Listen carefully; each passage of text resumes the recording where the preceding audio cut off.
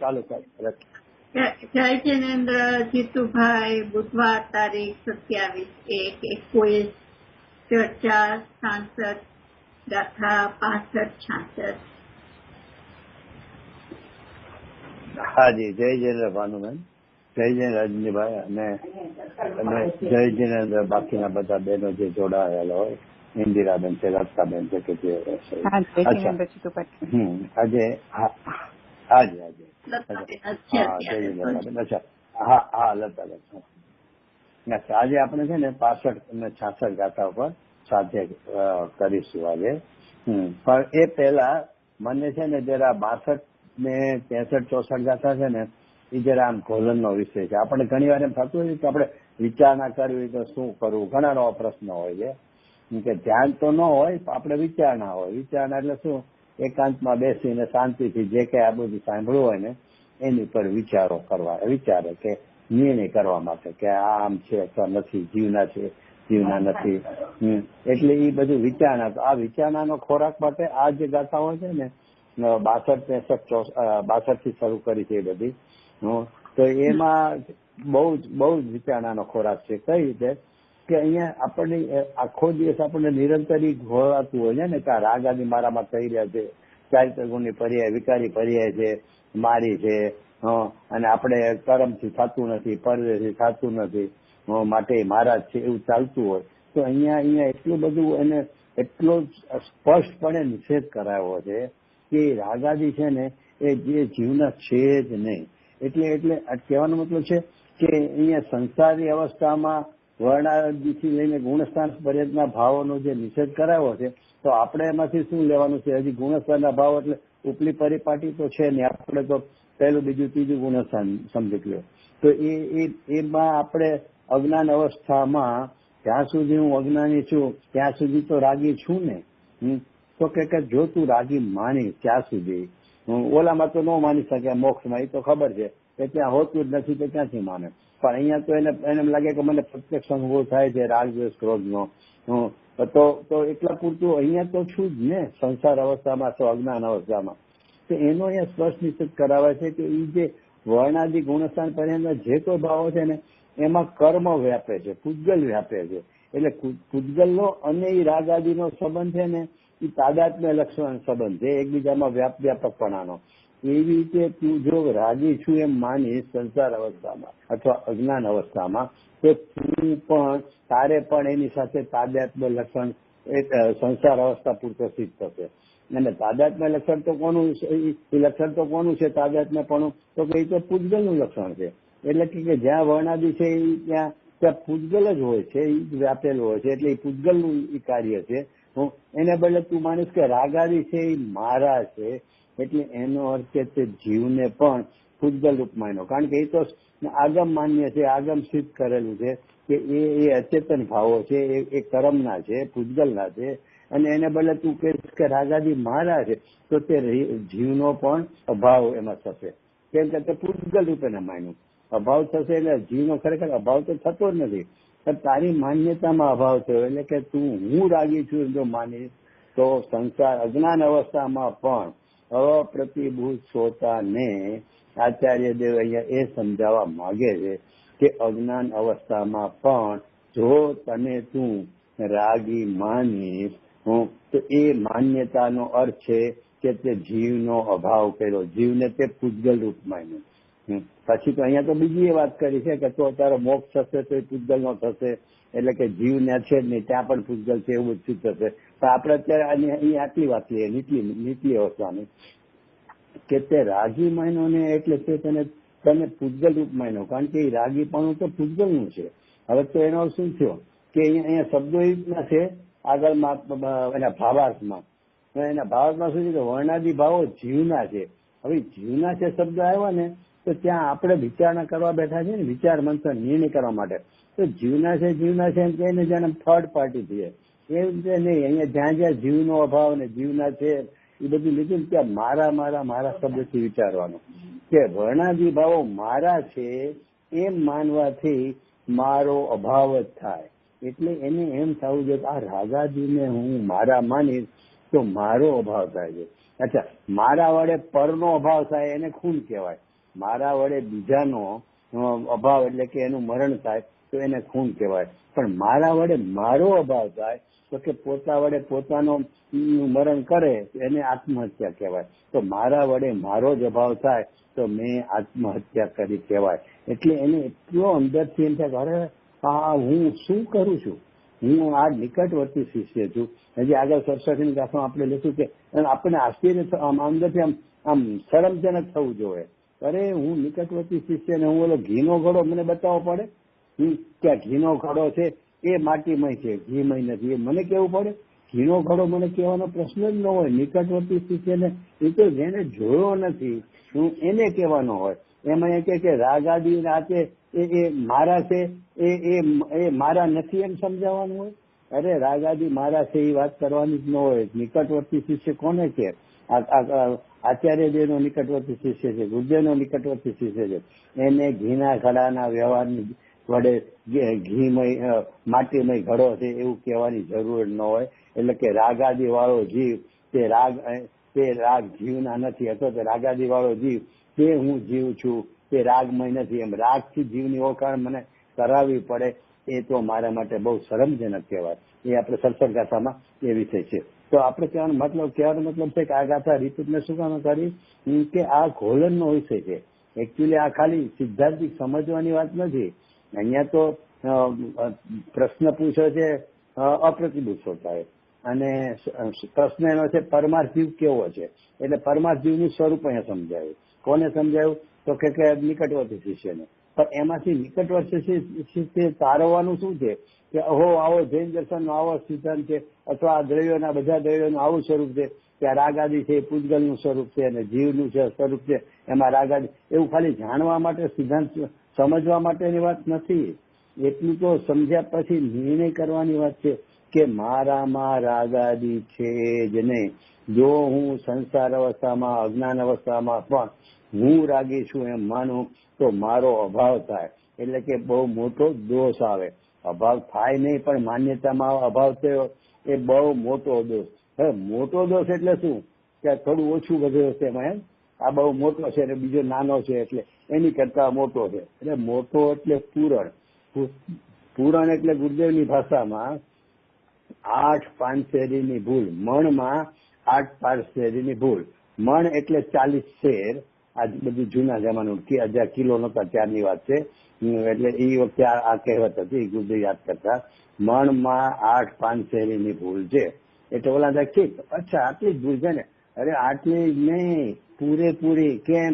તો કે મણ એટલે 40 શેર અને અમારે અહીંયા 5 શેરી, 1 શેરી 2 શેરી, કિલો 2 કિલો 500 ગ્રામ એવા પેલા તોલા હોય છે ને, એની જેમ અહીંયા અમારે જૂનામાં 5 શેરી 10 શેરી 2 શેરી એવા લોખંડના વજન વાળા હતા, જેને આપણે અહીંયા તોલા કહીએ છીએ, વેટ કરવા માટે, વજન કરવા માટે. ડિજિટલની વાત નથી.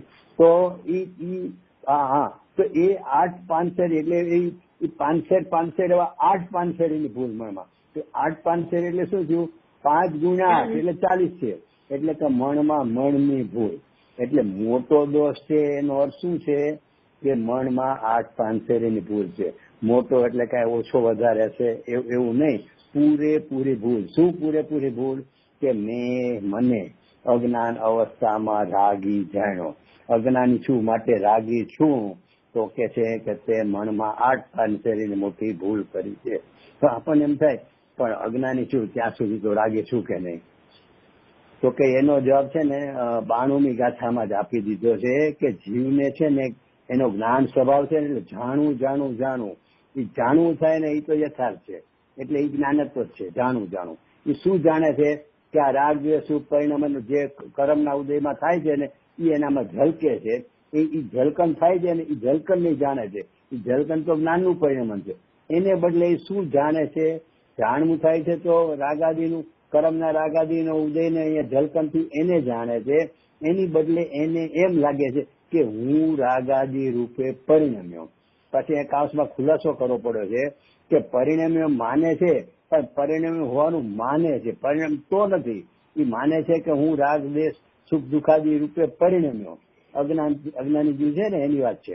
તો કઈ પરિણમ્યો જણાય છે એને રાગ દેશ આદિ, એટલે એ તો જ્ઞાનનું કાર્ય બરાબર થયું, જાણવપણાનું જાણપણું તો થયું, પણ જાણપણાથી હું પરિણામ એમ માને છે તો કે પરિણામ એમ માને છે પણ પરિણામ તો નથી, તો માયનું એ માયનાને શું કે છે તો કે જ્ઞાનનું અજ્ઞાનત્વ થયું. એટલે અને પછી આગળ કહે છે કે પોતે અજ્ઞાનમય થયો શકો, એટલે કે અજ્ઞાનમય થયો શકો, અજ્ઞાન હતો એમ નહીં, અજ્ઞાનમય થયો.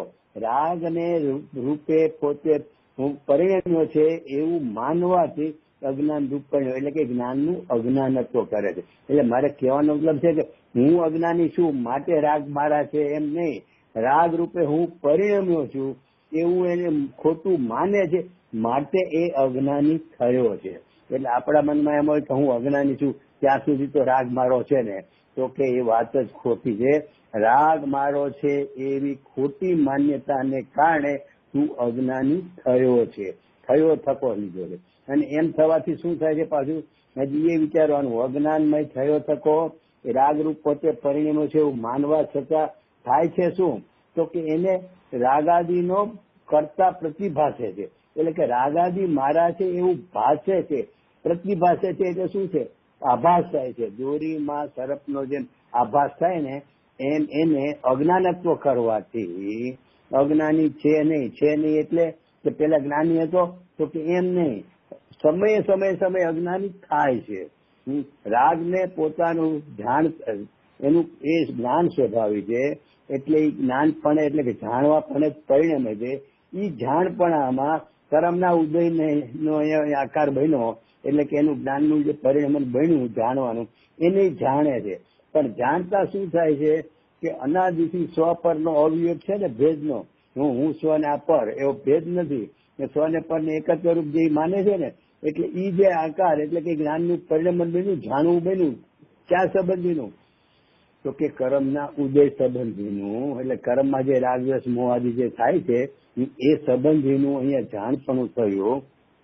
તો એ જાણપણાને જાણતા હું રાગરૂપ પરિણમો એવું માનવાથી, પરિણામ તો નથી છતાં માનવાથી એ જે જ્ઞાન થયું હતું ને જાણવાપણાનું, એને બદલે એને અજ્ઞાન ઉભું કર્યું. જાણપણું હતું એમાંથી એને અજ્ઞાન હતું, એટલે શાસ્ત્રનો શબ્દ છે જ્ઞાનનું અજ્ઞાનત્વ કર્યું, એટલે એ અજ્ઞાની થયો થકો. એટલે ક્યારેય અજ્ઞાની થાય છે, જ્ઞાનનું અજ્ઞાન દરેક સમયે અજ્ઞાની થાય છે. પેલા જ્ઞાની ને પછી અજ્ઞાની એવી વાત જ નથી, પ્રત્યેક સમયે એનું જાણપણું અને જાણપણાની હારોહાર એ જ્ઞાનનું અજ્ઞાનત્વ કરતું જ એનું જાણપણ ઉત્પન્ન થાય છે. એટલે પેલા જ્ઞાન થાય છે અને પછી અજ્ઞાન થાય છે એવી વાત નથી, એ જાણવાનો એનો સ્વભાવ છે. એટલે કે જાણવું અને જાણપણું થવું અને એને જાણવું, એટલે કે અહીંયા જે આકાર બન્યો એને જાણવું એ જ્ઞાનનું કાર્ય, એ જ્ઞાનનું કાર્યની હારોહાર એ જ્ઞાનનું કાર્ય અજ્ઞાન ઉપર જ પરિણમે છે. એટલે કે જ્ઞાનનું પહેલા સમ્યક જ્ઞાન છે ને મિથ્યા જ્ઞાન છે, અહીંયા સમ્યક મિથ્યા જ્ઞાનની વાત નથી. અહીંયા અજ્ઞાનત્વ કેમ ખડું થયું તો કે જાણવું થયું એનું નામ છે જ્ઞાનત્વ, અને તો જ્ઞાન એનો સ્વભાવ છે. એટલે જ્ઞાન રૂપે જાણવું નિરંતર થઈ રહ્યું છે. પણ એ જાણવાનો પ્રકાર ઉલટો કરી નાખ્યો, એટલે કે દોરીનું જાણવું થયું આ દોરી, પણ એ દોરીને દોરી ન જાણતા શરત રૂપ જાણી લીધો. જાણવાનું કાર્ય તો એને થયું જ છે પણ એને યથાર્થ ન થયું, એટલે કે જ્ઞાનનું જ્ઞાનત્વ ને બદલે અજ્ઞાનત્વ થયું, એ અજ્ઞાનીનું લક્ષણ છે. પણ પાછી ખૂબી વાતી છે 92મી ગાથામાં તો કે એવું અજ્ઞાનત્વ થવા છતાં પણ, એટલે અજ્ઞાની થયો થતો હોવા છતાં પણ એ રાગનો કરતા એને પ્રતિભાસે છે. એટલે કે રાગનો સ્વામી થતો નથી, રાગનો કરતા ખરેખર થતો જ નથી, પણ એને પ્રતિભાસ થાય છે. અહીંયા અમૃતચંદ્રાચાર્ય દેવે પ્રતિભાસે શબ્દ ખાસ મૂક્યો છે, અને જયચંદ પંડિતે એમાં ભાષે શબ્દ મૂક્યો છે.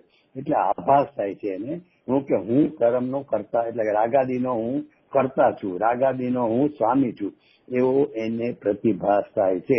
જેમ દોરીમાં સર્પનો પ્રતિભાસ થાય એવી રીતે પણ દોરી સર્પરૂપ થયેલી હોતી જ નથી અને થતી પણ નથી.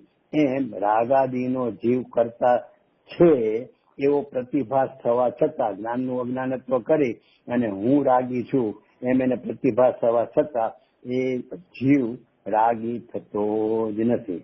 હવે જીવ કરતા શું છે એ આપણે આગળના ક્લાસમાં ખુલાસો લેશું કે કોણ રાગી થતો નથી. પરિણામી દ્રવ્યની વાત છે, અપરિણામી દ્રવ્યની વાત છે, એવો જે આપણને પ્રશ્ન રહેતો હોય એ આગળના 39મા ક્લાસમાં આપણે એનો ખુલાસો લેશું. પણ અહીંયા મારું તો એ કહેવાનું છે કે આ જે 2-3 ગાથાઓ અને કળશો છે ને, એટલે મીન્સ ખાસ કરીને 62 થી 68 ગાથા અને પછી છેક 44 કળશ સુધી એ આખો ઘોળનો વિષય છે, વિચારણાનો વિષય છે. એકાંતમાં બેસીને એને તત્વમાં ખૂબ ઓલું કહે છે વલોઈને માખણ કાઢે ને, એને ખૂબ તત્વનો નિર્ણય કરવાની જરૂર છે કે ઓહો હું અનાદિથી મને શું માની રહ્યો હતો, આ રાગ એનો જ હું સ્વામી, એનો જ હું કરતા.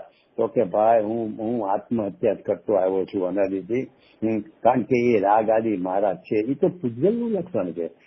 એ પૂજગલનો સ્વભાવ છે. રાગાદી રૂપ પરિણમવું અને રાગાદી પોતે પૂજગલની સાથે વ્યાપ્યપક સંબંધ છે. એટલે એ તો પૂજગલનું સ્વભાવ છે, જીવનો સ્વભાવ જ નથી. એટલે ઓલો અચેતન છે, કારણ કે અચેતન છે એટલે અચેતન પણ આમાં વ્યાપ્યપક સંબંધ છે. જીવ ચેતન છે, હું તો ચેતનમાં અચેતન ને વ્યાપ્યપણું હોય જ ક્યાંથી. તેમ છતાં મને અચેતન રૂપ માની લીધો, ચેતન રૂપ હોવા છતાં અચેતન રૂપ માની, એમ કરીને એને રાગનો અહીંયા ખૂબ નિષેધ કરાવ્યો છે. અહીંયા છે ને અપ્રતિભૂત ને ખાલી સમજાવો કે ઉપદેશ આપવો એટલું પ્રયોજન નથી આચાર્ય દેવનું. આચાર્ય દેવનું પ્રયોજન છે કે અપ્રતિભૂત ને પ્રતિભૂત કરવો છે, એટલે અજ્ઞાનીને જ્ઞાની બનાવવો છે. હું કે તું આમ કર તો જ્ઞાની થઈશ, એટલે એને જ્ઞાની કરવાનું પ્રયોજન છે. આનું પ્રયોજન અને આગળની ગાથા 17 ગાથામાં તો આવશે અપ્રયોજનભૂત છે. ઘીનો ગળાનો જે વ્યવહાર છે ને એ બધો અપ્રયોજનભૂત છે. એટલે વ્યવહારથી કીધું હોય કે જીવ રાગી, તો ત્યાં જીવ રાગી છે એ સિદ્ધ કરવા માટે નથી કીધું. શાસ્ત્રમાં આવશે, આપણને આપણી સામે દલીલ બી આવશે કે ભાઈ શાસ્ત્રમાં ઠેર આવે છે કે અજ્ઞાન છે ત્યાં સુધી રાગ છે એ બધું આવશે. એ શાસ્ત્રના જ કથનો વાત છે ને કથન. તું એમ કહેશો કે હું અજ્ઞાન અવસ્થામાં પણ રાગ મારો નથી, હું તો આ તો શાસ્ત્રથી વિરુદ્ધ આવતો કે ભાઈ ત્યાં છે ને અજ્ઞાનીને જીવનું સ્વરૂપ શું છે એ ખબર નથી, જીવ કોણ છે એ ખબર નથી. એટલે રાગી જે જીવ એમ કહીને જીવને બતાવવા માંગે છે. ત્યાં રાગને સિદ્ધ કરવા નથી માંગતા કે જ્યાં રાગ છે ત્યાં જીવ છે એમ સિદ્ધ કરવા નથી માંગતા. રાગ વડે તને રાગનો જ અનુભવ છે નિરંતર, તો એમ બતાવવા માંગે છે કે રાગી તે જીવ, ત્યાં એમ કે ઘીનો ઘડો તે ઘડો ઘીમય નથી, માટીમય છે. એમ રાગી તે જીવ કેતા રાગમય જીવ નથી, જીવ જ્ઞાનમય છે, એ સમજાવવાની વાત છે. એટલે એમ કરીને એને છે ને આ આખો વિષય એને એકાંતમાં ઘોલનમાં નિર્ણયમાં લેવા માટે છે.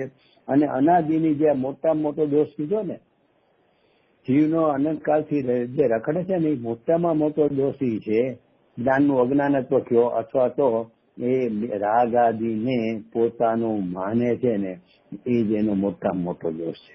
હજી ખુલાસો કરું છું કે જ્ઞાનમાં તો રહેવાનું જ કે રાગ છે ચારિત્ર ગુણની પર્યાય છે, આ એની જ વાત છે. એટલે આપણે બહુ મને વારંવાર ખુલાસો એટલો કરવા યાદ આવે છે કે આપણે બહુ દ્રઢતાથી વાત કરતા હોય અને એમાંથી એવો કોઈ તર્ક કરે કે લે આ તો શુષ્કતા લાગે છે, વર્તમાનમાં પોતાને રાગ રહિત માને છે. તો કે ભાઈ અમે દવાખાને જાય છીએ, બીમાર છીએ એટલે જ જાય છે, એમને ખબર છે.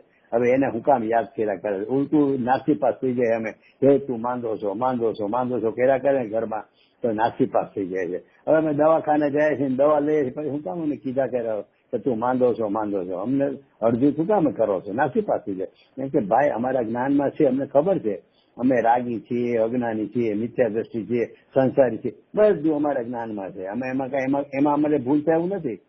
પણ અમારે એ રાગના નાશનો ઉપાય અમને આચાર્ય દેવ બતાવ્યો છે.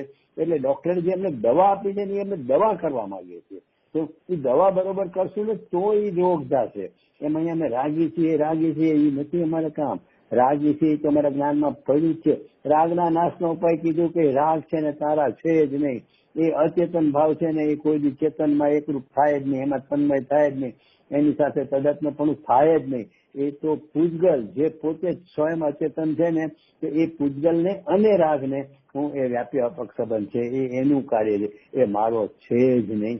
એવો અમે દ્રઢ નિષેધ કરી અને અમારો એ રોગ દૂર કરવા માંગીએ છીએ. કયો કે અજ્ઞાની છીએ, મિથ્યા દ્રષ્ટિ છીએ, રાગી છીએ, એ જે રોગ છે ને જે અમારા જ્ઞાનમાં ખબર છે એ રોગના નાશનો અમે ઉપાય કરીએ છીએ. એટલે આપણે અહીંયા જે ચર્ચા વાર્તા આ દ્રઢ નિર્ણયનો આટલો નિષેધ કરીએ છીએ રાગ આદિનો, તો એમાં એ વાત આપણે કોઈને એમ લાગે કે આ તો આટલો બધો નિષેધ કરો, હવે એટલો નિષેધ નહીં કરો ત્યાં સુધી રોગ ટળશે જ નહીં.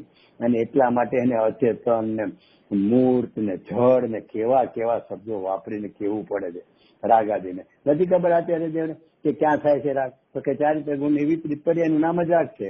પર્યાય માં થાય છે તો કેવા સમજાવવા માટે એ પર્યાયનું નામ ચારિત્ર ગુણની જે વિપરીતતા છે ને એ વિપરીતતાનું નામ જ છે રાગ વાળી પર્યાય.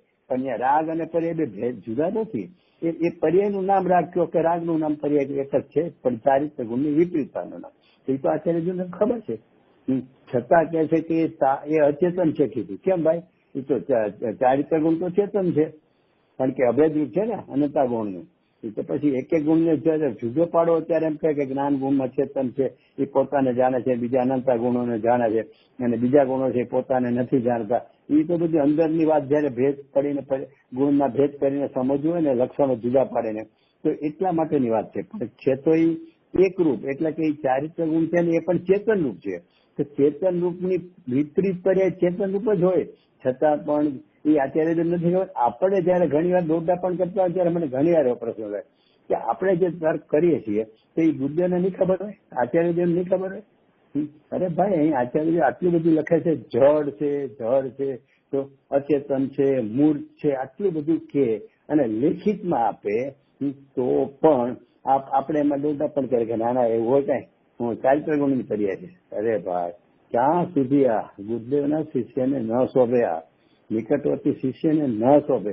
એટલે કહેવાનો મતલબ છે કે આપણે એકાંતમાં બેસી અને આ જે વિષય છે ને અહીંયા જીવ અધિકારોનો, એમાં રાગ આદિને એટલે વર્ણથી માંડીને ગુણસ્થાન સુધીના બધા ભેદોને લઈ લીધા, 29 પ્રકારના. પણ આપણને મુખ્યત્વે કયા નડે છે કે મુખ્યત્વે જે મારાપણું શેમાં ઘોળાય છે કે શરીર આદિમાં તો સ્થૂળપણે હોય જ, એ વાત તો છે જ, પણ મુખ્યપણે જે આ રાગ આદિ છે ને, રાગ દ્વેષ ક્રોધમાન માયા જે પ્રગટ જે આપણને અનુભવાય છે, એમાં અનાદિથી એકત્વ પણ એટલું બધું ઘૂંટાઈ રહ્યું છે. એટલે આપણે છે ને આ જીવ અજીવ અધિકારમાં એ બધા ભાવો રાગ આદિ છે ને અજીવ છે, મૂર્ત છે, જળ છે, એ ઘોલન કરવાની જરૂર છે.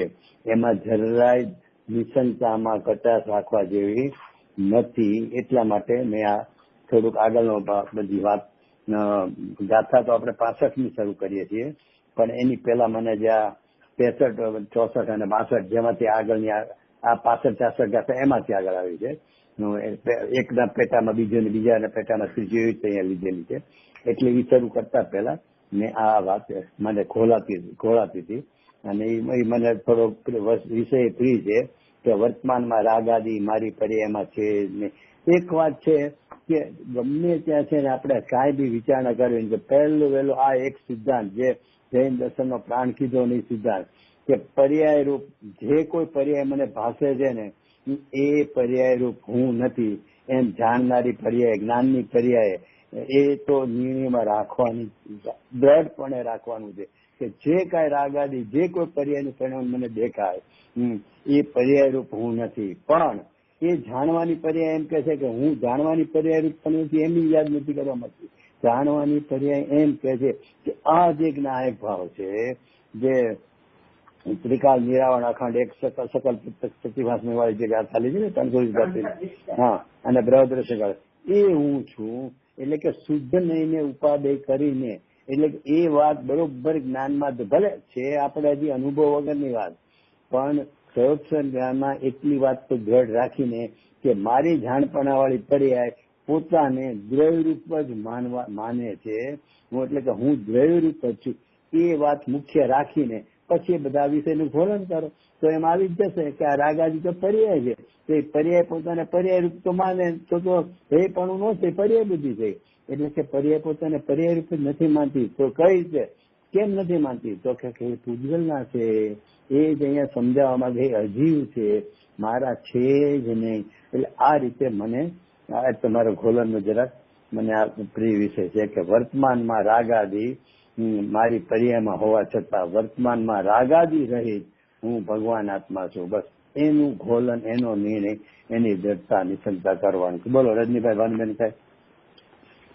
ના, એટલે આ તમે કહ્યું ને કે આ ચારિત્ર ગુણ ની પર્યાય ને એટલે એ લાઈક મને પણ આમ ઘણી વાર એવી રીતે મેં તો મારું સમાધાન મારી મેળે એવી રીતે કર્યું હતું કે પણ એને ઈ ગુણ અહીંયા તો જ્ઞાનની મુખ્યતાથી, કેમ કે જ્ઞાન તો હંમેશા વિકાર નથી થતો, જ્ઞાન તો જ્ઞાન તરીકે જ રહે છે, જ્ઞાન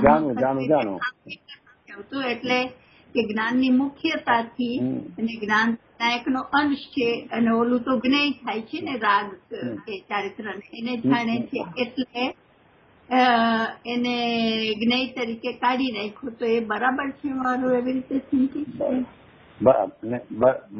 બરોબર છે. એને રાગ આદિને છે ને પર જ્ઞેયમાં જ નાખ્યું છે. એ સ્વજ્ઞેય છે જ નહીં. જાણપણાની પર્યાયમાં જે નાયક જણાઈ રહ્યો ને એ સ્વજ્ઞેય છે.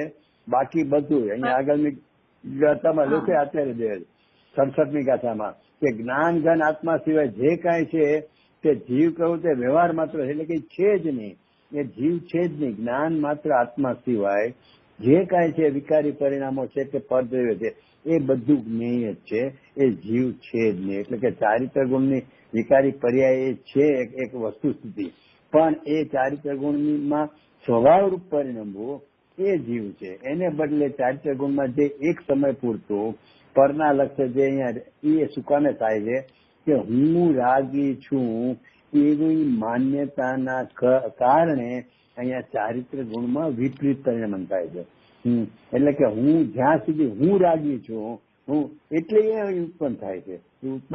ચારિત્ર ગુણ કઈ એમને ઉત્પન્ન એ સ્વના લક્ષ્ય કઈ ઉત્પન્ન નથી કરતું. પોતે રાગરૂપ હોવાનું માનવાથી વિપરીતતા પ્રગટ થાય છે. નહીં તો ચારિત્ર ગુણમાં પણ જ્ઞાનની જેમ જ્ઞાનમાં જતા જાણું કાર્ય થાય છે ને એમ ચારિત્રમાં તો સવલિત પર્યાય થતી હોય, શુદ્ધ પર્યાય થતી હોય, પણ એ જે હું રાગી છું એ જે કરે છે ને એટલે કે એ માને છે ને હું થઈ નથી જતો પણ માને છે ને એ માને છે ને એટલે અહીંયા ભાવ કર્મ ઉત્પન્ન થાય. એટલે કે ચારિત્રમાં વિપરીત પર્યાય ઉત્પન્ન થાય છે, નહીં તો વિપરીત પર્યાય ઉત્પન્ન ન થાય.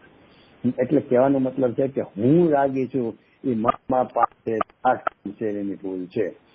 એને એટલે હવે આપણે મારે 2 પોઈન્ટ છે. તમે ચાલુ કરો પેલા બહુ સરસ વાત કરી. પહેલા આપણે વાત થઈ ગઈ છે ઘણી વાર કે હું પોતાને રાગી એટલે હું અજ્ઞાની છું એટલે હું રાગી જાઉં ને એમાં આપણે જે કોમન માન્યતા છે એને બદલે ફેરવી નહીં લેવાનું કે જ્યાં સુધી હું મને રાગી માનું છું ત્યાં સુધી અજ્ઞાની છું. જ્ઞાન વજ્ઞાનત્વ કરે છે. જ્ઞાન વજ્ઞાન. અચ્છા, એ વાત. હવે બીજી મારે જનરલ વાત કરવી છે કે તમે ગોલનની આજે ઘણી વાત કરી ને અત્યારે કે આ બધા ગોલનના સબ્જેક્ટ છે 62 થી 68 સુધી બધે. અને આપણે એકલા બેસીને વિચાર કરવાની વાત છે, ગોલન કરવાની વાત છે. તો હવે છે ને બહેનશ્રીબેન અને શાંતાબેન બંને બહેનો એ કહેતા હતા હંમેશા તમારે પોતાના આત્મા સાથે વાત કરવી. તો પોતાના આત્મા સાથે વાત કરવી એટલે પછી મને એવો કોઈ ખુલાસો મળ્યો ક્યાંય કે આત્મા સાથે કેવી રીતે વાત કરવી કે હે રજનીના આત્મા આપણે તો એ વાત કરવાની. તો એટલે આજે ગોલન કરીએ છીએ એ જ આપણે આત્મા સાથે વાત કરીએ છીએ એમ કહી શકાય કે નહીં? એમ જ કહી શકાય નહીં. ઈ છે વાત કરવી એટલે શું કે હું આવો છું એ પોતાની દાખલા તરીકે હું વાત કરું કે હું બહુ પૈસા કમાતો હોઉં, બરોબર છે. હું મારી યાર હું વાત કરું હા પેલા આમ હતું મેં આમ કર્યું મેં હું આટલા કમાણો પછી મેં આમ કર્યું પછી મેં આ ઇન્ડસ્ટ્રી કરી એમાં હું આમ કમાણો. એ પોતે મનમાં વાતો કરે છે કે નહીં પોતાના માટે કે મેં એમ અહીંયા આત્માને વાત કરવી એટલે શું ઓહો હું જ્ઞાન સ્વભાવી હું જ્ઞાયક આ રાગ આદિ તો કે એ પૂતગલનું કાર્ય એ પૂતગલમાં વ્યાપે છે. જીવ તો કે જાણનારો છે. એમ કરીને આત્મા સાથે વાત કરવી કે આત્મા જેવો છે એવી વિચારણા કરવી. જ્ઞાનમાં એવો નિર્ણય કરવા માટે નિરંતર ઉપયોગ લગાડીને એની વિચારણા કરવી એનું નામ છે આત્મારે વાત કરવી. આત્મા જોયો જ નથી તો તમે એમ આત્મારે વાત કરવા જાઓ તો આત્મા. અને બીજી વાત છે કે આખી આ જે શબ્દો છે ને એ થોડી ભાવના સાથે જોડાયેલા શબ્દો એટલે વાત કરવીની બધા શબ્દો આવે ને એટલે ખરેખર સિદ્ધાંત પ્રમાણે ન આવે પણ એ ભાવનાની અપેક્ષા છે. એટલે આ ભાષા છે ને ભાવના સહિતની વાત છે. એટલે કે હું વાત કરું આત્મા કોઈ વાત કરી શકે કોઈ ન કરી શકે. પણ કહેવાનો મતલબ છે કે આત્મા સંબંધીની વિચારણા કરવી એને ભાવનાત્મક શબ્દોથી એમ કહેવાય કે આત્મા સાથે વાત કરવી. મૂળ આત્મા સાથે વિચારણા કરે છે, એટલે તે જ્ઞાનનું પરિણામ છે, ઉપયોગ છે, એ ઉપયોગમાં શું નિર્ણય કરે છે? તો કે આત્મા આવો છે, આત્મા આવો છે, એ જે કઈ નિર્ણય કરે છે, આ તે આત્મામાં નથી, આનો નિષેધ કરે છે અને આનો અસ્થિનો સ્વીકાર કરે છે, એ બધું કરે છે, એનું નામ છે વાત કરવી. એટલે એ સરળ શબ્દોથી કે ભાવનાત્મક શબ્દોથી મૂળ વાત એક છે કે વિચારણા કરે છે નિરંતર જ્ઞાન આત્મા સાથે. અચ્છા, બીજું તમે છે ને ચિત્તભાઈ આપણે વાત કરી ને કે પ્રવચન રત્નાકર અને સમયસાર સિદ્ધિ ને બધી વાત કરી ગયા વખતે હવે ગુરુદેવનું ઘોલન ખૂબ હતું, ગુરુનું ઘોલન ખૂબ હતું, જે સમયસાર સિદ્ધિની બધી વાત આવે છે, એટલે એમાં તમારે વધારે એટલે કેવી રીતે કેવું છે કે ઘોલન હતું વધારે? એટલે આમાં છે ને ગુરુદેવને કહેવાની એક તો પદ્ધતિ પ્રરૂપણાની રીતમાં એમ જે આવતું હતું ને, એટલે એમાં એટલો બધો ભાવ આમ ભાસતો કહેવા માંગતા હતા.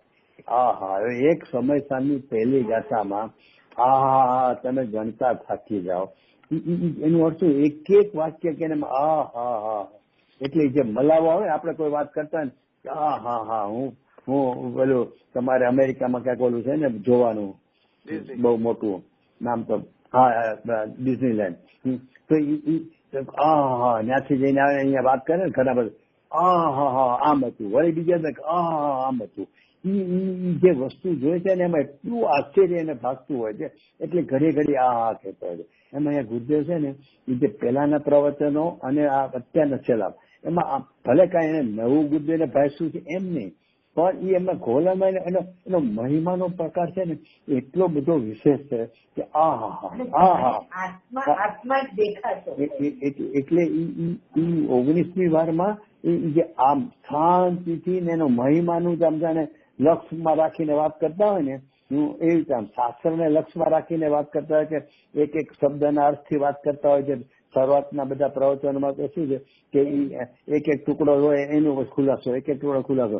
અહીંયા શું છે કે જાણે ઉપરથી વિષયને અડીને જ એ વિષય સંબંધિત, પણ જાણે ઉપરથી પોતાના ઓલાથી મહિમાપૂર્વક જે કહેતા હતા ને એ થોડું આમાં મને 19 વધારે લાગતું હતું. અને એમાં પહેલી વાર અને મને તો આશ્ચર્ય તમને થશે કે અમે જે ત્યારે ઓડિયો કેસેટ બહુ ચાલતી હતી, તો એ જયારે પહેલી ગાથાનું છઠ્ઠું પ્રવચન જયારે રેકોર્ડ ગુરુદેવે આપ્યું ને એ પછીના 1 મહિનામાં મેં ઓડિયો કેસેટ એટલી બધી એ પ્રવચનની લોકોએ લઈ ગયા છે કે એટલી એક જ પ્રવચનની એ કોઈ લોકો એટલી કેસેટ નથી ગઈ ઓડિયો કેસેટ. જયારે પછી આખા સેટમાં જાય એ બધું કીધું 1278 19મી વારની સમયસાર સિદ્ધિનું પહેલું 19. એટલે હું કઉ છું કે એમાં ગુરુદેવનું આમ મહિમાપૂર્વક એમને કહેતા જાણે આમ ધરાતા ન હોય, એમાં એટલું બધું મહિમાપૂર્વક કહેવા માંગતા હતા, વસ્તુ સ્વરૂપ આપણને જે સમજાવવા માંગતા હતા.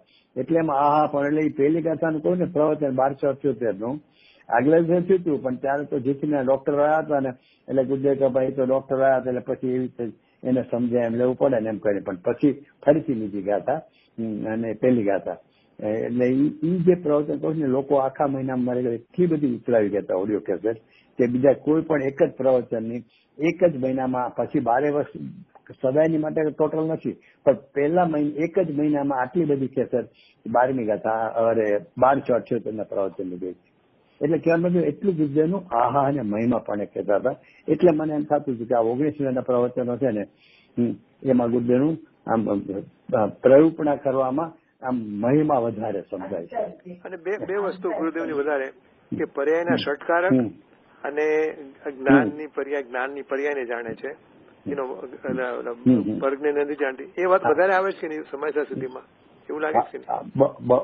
બહુ જ આવશે. એક તો અકર્તાપણાનું એમને ગુરુદેવને બહુ રીતું, એટલે કે ત્રીજી ગાથા અને 308 ગાથાનું એટલે પર્યાય માત્રનું, પરનું અને પર્યાય માત્રનું એ ષટકારકથી પરિણમે છે. હું એનો કોઈ કરતા છે જ નહીં. અને રાગ માટે તો ગુરુદેવ ત્યાં સુધી કહેતા કે રાગ અધ્યરથી થાય છે. કેમ તો કે નથી પૂજગલમાં કોઈ એવો ગુણ નથી. ભલે અહીં આપણે કીધું વ્યાપ્ય વ્યાપક સંબંધ છે, આ છે તેનું લક્ષણ છે, બધું કીધું, એ તો અહીંથી જીવથી જુદું પાડવા માટે કીધું, પણ નથી ખરેખર પૂજગલમાં રાગરૂપ પરિણમવું એવો કોઈ ગુણ નથી, કે નથી જીવમાં રાગરૂપ પરિણમવું એવો કોઈ ગુણ. તો કે રાગ છે ને અધ્યરથી થાય છે. અધ્ધરથી જેમ હવામાં લટકતો હોય ને એમ હું અધ્ધરથી થાય છે. એટલે કહેવાનું છે ગુરુદેવને છે. હા બસ આ તમે યાદ કરી રાઈટ, હું મારા મગજમાં નીકળી ગયું. આ સમૂહ છે એટલે ગુરુદેવને છે ને એટલે પછી અધ્ધરથી થાય છે. પછી તારે બહુ એમાં જવું છે કે કરતા કોણ ને તો કે ઈ પર્યાયનો સત્કારક છે, સ્વતંત્ર પરિણામ. એ સત્કારક એ પોતાના સત્કારકોથી એક સમયની પર્યાય છે ને એ પોતાના સત્કારકોથી સ્વતંત્રપણે પરિણમે છે. અને આમે તમે જોવો ને વસ્તુ સ્વભાવ, એ તો પર્યાયનું સ્વરૂપ છે. વસ્તુ સ્વભાવ જોવો ને તો એ ક્રમબદ્ધ થતી બધી જે પર્યાયો છે ને એ એના સ્વ અવસરે થાય છે ને એમાં જીવનું કાંઈ હસ્તક્ષેપ ચાલતો નથી. એટલે કે જીવ એમ ધારે કે આને વહેલી કરવું અથવા મોડી કરવું અથવા ન થવા દઉં તો કે એ જીવના હસ્તક્ષેપ વગર. અચ્છા જીવ કે મારે કરવી છે તો થતી નથી, એના સ્વ અવસરે થાય છે. એટલે કે એટલી બધી સ્વતંત્ર છે કે એને જીવનો ભલે આધાર કહેવાય પણ એ જીવનો આધાર હોવા છતાં પણ જીવની અપેક્ષા રાખ્યા વગર અથવા જીવના હસ્તક્ષેપ વગર એટલી સ્વતંત્રપણે એના સ્વ અવસરે થાય છે. અને એનો કરતા કારણ કે વગેરે કોણ તો કે એના સત્કારકો. એટલે ગુરુદેવને સત્કારકનું છેલ્લા વર્ષોમાં ઘણું ખોલન હતું, કારણ કે એમાં અકર્તાપણું એકદમ પર્યાયનું અકર્તાપણું સિદ્ધ થતું હતું કે જીવનું પણ એમાં કાંઈ એમાં આવતું નતું અધિકાર.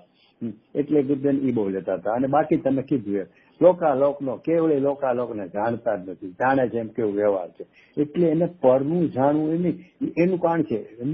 એને જે જ્ઞાન ઉપયોગ પર તરફ જ્યાં કરે છે ને એનું મૂળ કારણ છે કે પરને જાણવું છું ને એટલે એનું લક્ષ્ય જ્યાં કરે છે. જેની યારે સંબંધ જ ન હોય એ નક્કી થાય તો તમારો ઉપયોગ સ્વસન્મુખ થશે. અને પાછું આચાર્ય નથી કીધું એવું નથી. જયસેન આચાર્ય 200મી ગાથામાં પ્રવચનસારમાં તમે તો ઘણો પ્રવચનસારનું કર્યું છે. ચોખ્ખું એમ કીધું કે જ્ઞેય જ્ઞાયક લક્ષણ સંબંધ જ નથી નિશ્ચયથી. એટલે ખરેખર તો જ્ઞેય જ્ઞાયક સંબંધ જ નથી. હવે જ્ઞેય જ્ઞાયક નો સંબંધ જ ના પાડી દીધી. એટલે કે પરને જાણવાપણાનું જ્ઞાનમાં સંબંધ જ નથી. એટલે એટલો જ્યાં નિર્ણય કરે છે ને એટલે એનું જે પરમાં જાણવાનું જે કુતૂહલ રહ્યા કરે પર તરફ ઉપયોગ જ્યાં કરે છે ને એ આખો ઉપયોગ છૂટી જાય. જો એને એટલું ભાવવાસન થાય કે ખરેખર હું પરને જાણતો નથી તો શું થશે ખબર? એનું કુતૂહલ પરને જાણવાથી આવું છૂટી જશે. એટલે ઉપયોગ કારણ હું પરને જાણતો નથી પણ મારે જેવું ત્યાં જોવાનું રહ્યું ક્યાંથી? એટલે એનો ઉપયોગ સ્વસન્મુખ થયા વગર રહેશે જ નહીં. એટલે મૂળ સ્વસન્મુખ ઉપયોગ કરવા માટે ગુરુદેવ છે ને એ પરના જાણપાના ઉપર ગુરુદેવનો બહુ નિષેધ હતો. પણ હવે એટલું બધાથી એ વખતે પકડાણું નહોતું.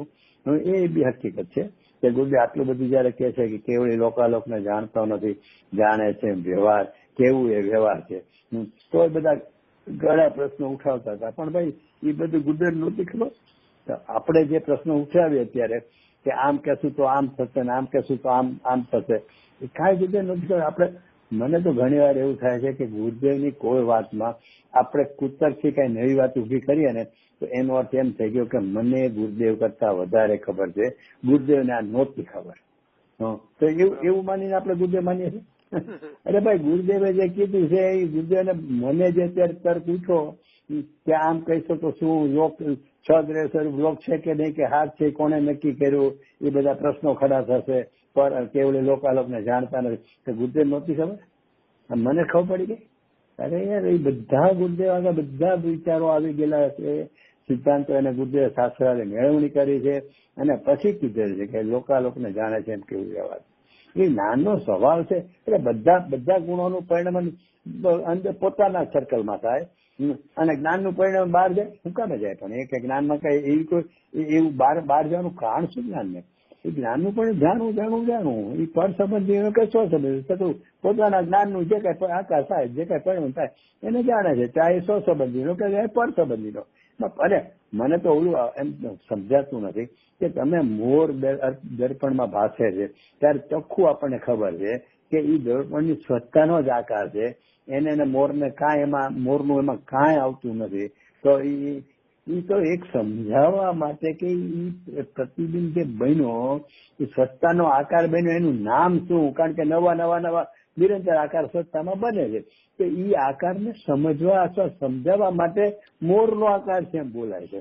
પણ આપણને ઘણી વાર એવું થાય રદ ચોટી જાય અરીસામાં તો આપણને ચોખ્ખું દેખાય એટલે એની સ્વચ્છતાનો જ પ્રતિબંધ. એટલે એ સ્વચ્છતામાં કેવો પ્રકાર છે એનું નામ આપ્યું કે મોરનો પ્રકાર છે, ઢેલ હોય તો ઢેલનો પ્રકાર છે, પણ એનું આમાં કાંઈ છે તો તેમાં કાંઈ નથી. ઈ આકાર એનો છે અને ઓલો મોરમાં છે શું, પણ હવે ઈ છે ને એ વાત બેસે એવું નથી. આ છે ને ખરેખર તો આજે એમ લાગે ને કે મોર જણાય છે જ્ઞાનમાં, પર જણાય છે. એ મને તો ઘણી વાર એવો વિચાર આવે કે આ તો ઓલું સ્થૂળ જે છે ને નિમિત્ત એવી કે અગ્નિથી પાણી ગરમ થાય છે, શું આ એના જેવી છે. પર ને જાણવું કયો કે અગ્નિથી પાણી ગરમ થયો, બંને એક જ વાત છે. કારણ કે નિમિત્ત નિમિત્ત સંબંધ જે આપણે કહીએ છીએ ને તો એ નિમિત્ત એ જ્ઞેય છે, જ્ઞેય ને નિમિત્ત કહેવાય છે. હા, અને જ્ઞાન ને ઉપાદાન કહેવાય છે અથવા નૈમિત્તિક કહેવાય છે. એટલે જેમ નિમિત્ત થી નૈમિત્તિકમાં કાંઈ થતું નથી અથવા નૈમિત્તિક છે પાણીની ઉષ્ણતા છે એને અગ્નિની ઉષ્ણતાને કાંઈ લેવા દેવા નથી. એમ અહીંયા જે જાણપણું થાય છે ને એ પર સંબંધીનું જાણપણામાં પણ એની પરની હારે કાંઈ લેવા દેવા નથી. જેમ ઓલા અગ્નિની હાજરી હોય છે એમ અહીંયા સામે પરની હાજરી હોય છે.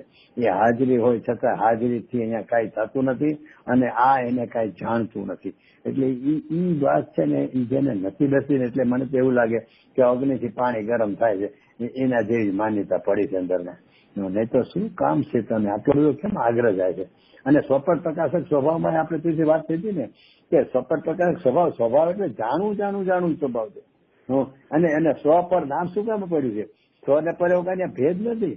દીવાની જ્યોત થાય તેમાં અડધી જ્યોત છે દીવાને પ્રકાશે અને અડધી જ્યોત છે ઘરને પ્રકાશે, એવો ભેદ નથી. ત્યાં સમજાવવું એમ છે કે સ્વપર શું કામે કીધું? સઘળું જ્ઞાનનું જાણવાનું સામર્થ્ય ને એ સઘળું જાણે. એટલે ભલે એની ભૂમિકાની યોગ્યતા પ્રમાણે જે ગતિમાં હોય જે હોય પણ એ યોગ્યતા જ્ઞાનની યોગ્યતા પ્રમાણે, પણ જ્ઞાનની યોગ્યતા તેટલી એને સઘળું જાણે. એ સઘળું એટલે શું એ સમજાવવા માટે કીધું કે સ્વ અને પર. ક્યાં સ્વ ને પર એટલે ઓલું પર નહીં વાત ક્યાં આવી? મને તો કઈ બહુ ખબર નથી, બહુ આશ્ચર્ય થાય છે. પણ ઠીક છે, ચલો હોય તો બધાને જે છે બેસતું હોય અને વિદ્વાનો હોય. છેલ્લે શું કીધું? બધાને જાણવાનું છે એટલે સ્વ ને પર કીધું. હા, એટલે પછી પર શું એટલે જે સઘળું જાણે છે ને તો સઘળું માં શું કે સ્વ સંબંધી એટલે જ્ઞાન સંબંધી, અને જે ઓલું ઝળકે છે ઈ સંબંધી એટલે પર સંબંધી. પર ને નહીં, પર સંબંધી એટલે અહીંયા જ્ઞાનનો સ્વભાવ જેવો છે ને કે બધાનો આકાર એટલે બધા રૂપ પરિણામ થાય છે. જેમ આપણે ઓલો દાખલો દીધો ને કે મોટો અરીસો હોય એમાં બધું જ એમાં પ્રતિભાષા કરે એટલે બધું જ એમાં ઝળકા કરે. એનું સ્વભાવ છે. પછી જાણવું તો તમારે લક્ષ કરવાનું થાય છે. એમ અહીંયા સઘળું જાણે જ્ઞાન જેનો સ્વભાવ છે ને એ સઘળું જાણે. સઘળું એટલે શું તો કે જ્ઞાયક અને જ્ઞાયક સિવાયનું અન્ય એટલે પર ને જાણે એમ નહીં. પર સંબંધ એના જ્ઞાનાકાર ને જ જાણે, પણ એ જ્ઞાનાકાર કયા રૂપે પરિણમે છે તો કે સ્વરૂપે પરિણમે છે અને પર સંબંધીએ પરિણમે છે.